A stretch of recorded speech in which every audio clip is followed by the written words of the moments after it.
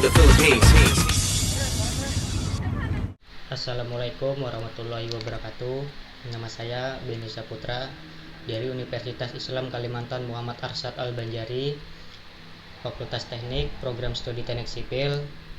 Saya dari kelas reguler pagi Banjarmasin semester 6. Kali ini saya akan menjelaskan tentang pengairan pasang surut yang bersumber dari rawa. Tugas dari dosen Bapak Adi Surya. Sistem pengairan pasang surut bersumber dari rawa. Apa itu lahan rawa?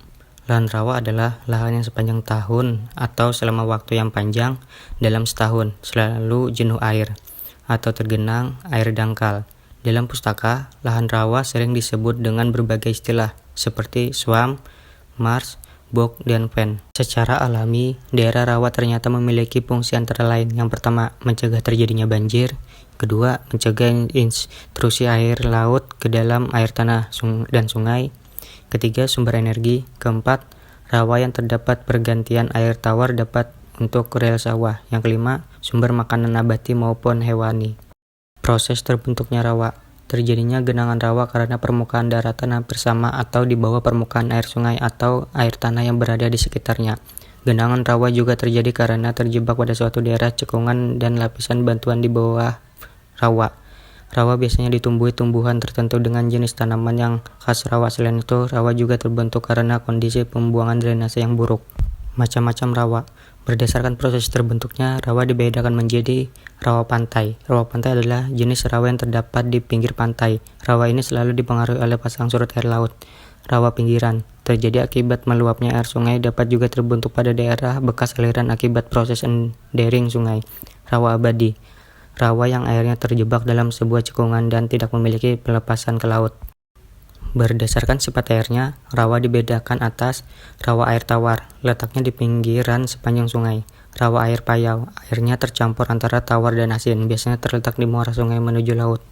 Rawa air asin, letaknya di daerah pasang surut laut. Berdasarkan keadaan airnya, rawa terdiri dari yang pertama, rawa air yang selalu tergenang. Adalah rawa yang selalu tergenang airnya tidak dapat dimanfaatkan sebagai lahan pertanian karena lahannya tertutup tanah gambut yang tebal.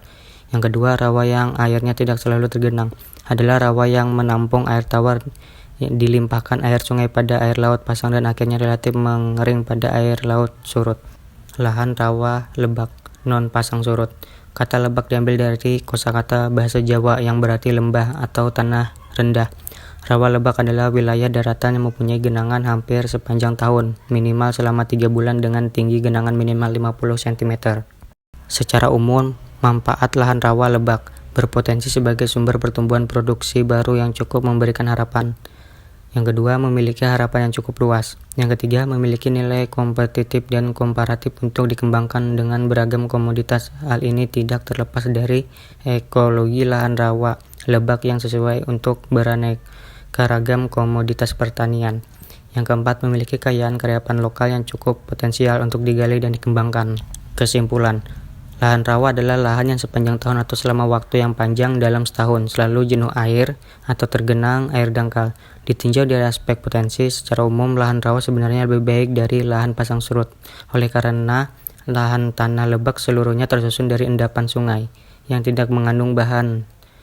Sebagaimana lahan pasang surut ke depan, lahan lebak juga calon lumbung padi beras nasional yang mendukung dan mengamankan program ketahanan pangan. Oleh karena potensinya yang besar untuk penambahan areal produksi pertanian baru di masa mendatang, maka kegiatan inventarisasi biosik dan potensi agronomi lahan lebak perlu lebih mendapatkan fokus perhatian lebih besar.